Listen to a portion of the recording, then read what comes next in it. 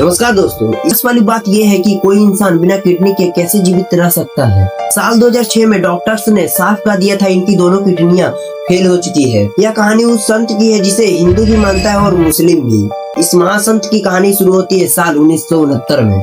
इसका जन्म उत्तर प्रदेश के कानपुर जिले के आखिरी गांव में एक ब्राह्मण परिवार में हुआ था। उनके जन्म का नाम था अनिरुद्ध कुमार पांडे। बचपन से ही वो अपने उम्र के बच्चों से बिल्कुल अलग थे। जब वे 9वीं कक्षा में थे तब उन्होंने अपना घर छोड़ने का निर्णय लिया। लेकिन अगले ही दिन प्रातःकाल लगभग 3 बजे जब पूरा घर गंभीर नींद में था तब वे अपने माता पिता को प्रणाम करके घर से निकल गए। जब वे घर से निकले तो सिर्फ 4 चीजें ली, एक गीता, कुशा का आसन, पीतल का लोटा और एक चादर।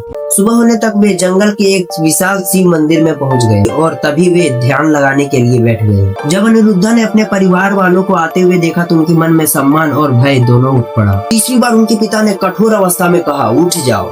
तभी अनिरुद्धा ने धीरता से कहा, मेरी यह जिंदगी भगवान के नाम हो गई है। तभी उनके पिता ने उनको गले से लगा लिया और आशीर्वाद देते हुए कहा कि चाहे तुम बंजर जमीन पर भी बैठोगे तो वहाँ पर फूलों की बरसात होने लगी। श्री प्रेमानंद जी महाराज की दोनों किडनियां फेल है, लेकिन उसके बावजूद भी वे जीवित है। यह सब भगवान की कृपा से हो पाया है। बहुत बहुत धन्यवाद।